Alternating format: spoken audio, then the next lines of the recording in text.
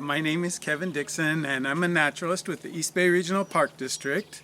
And filming me right now is Virginia Delgado, another naturalist, and we work at a place called Black Diamond Mines. And some of our best friends here are snakes. And this one here is one of our snake ambassadors. And in most years, she meets hundreds or even thousands of people. She goes out to schools, she meets kids, and they come out to the park just specially to see her. So Sydney, you might not know this, is a Pacific gopher snake. And this is the kind of snake you might find when you're out on the trail, walking around. You might see one right in the trail or next to the trail on a bush.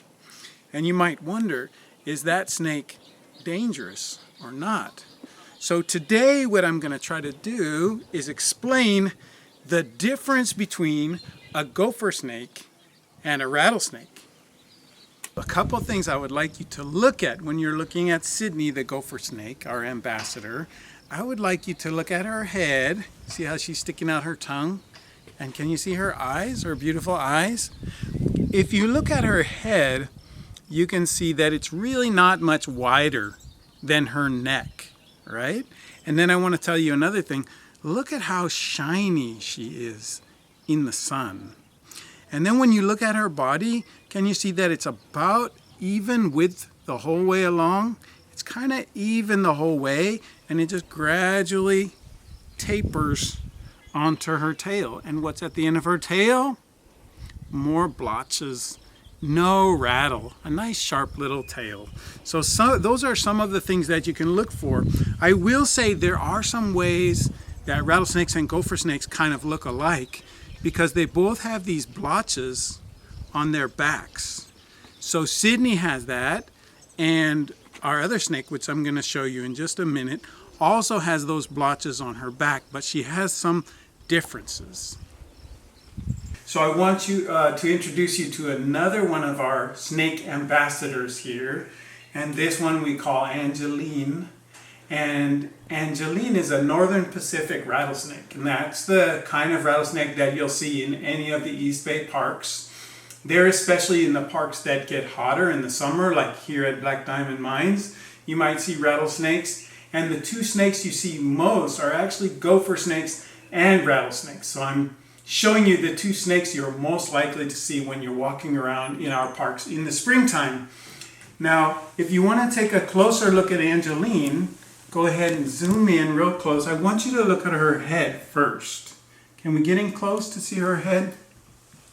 Notice her head and neck. Her head is much, much bigger than her neck. See how her neck is small behind her head? And can you see that the back of her head is quite wide? Now look at her body.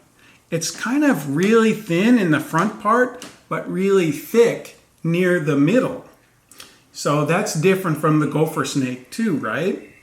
Now if you look at the tip of her tail, you can see obviously there's a rattle on the end.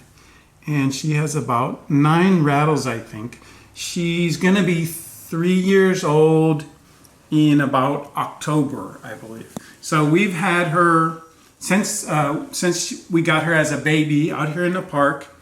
I want you to look at one other thing about her too, is that her skin is dull and not shiny like Sydney's. See how it's kind of a dull pattern? Some of our rattlesnakes are a little more on the reddish side, some are more on the greenish side, and Angeline is kind of gray-green. And look near where the rattle is. Can you see how there are rings around the tail, sort of blackish, whitish rings? Well, the gopher snake has the same pattern all the way through, but the similar thing is that they both have blotches on the back. So when you do see one on the trail, you might not be able to tell immediately if it's a rattlesnake or a gopher snake. And one other thing is that the gopher snakes will sometimes, they want you to leave them alone, so they'll try to act like a rattlesnake. So they may even rattle their tail, and it might even make a noise if there's some dry leaves there.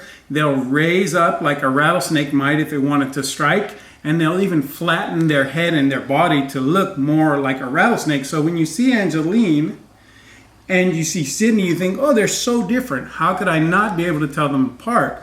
But when you see them on the trail, they might look almost the same. So I'm giving you an up-close view together with Virginia here, and we hope you can appreciate the differences and you ask us lots of questions, because this is the kind of stuff we love talking about. And Angeline, as you can see, is a very sweet snake, but she's not one of the snakes that we handle.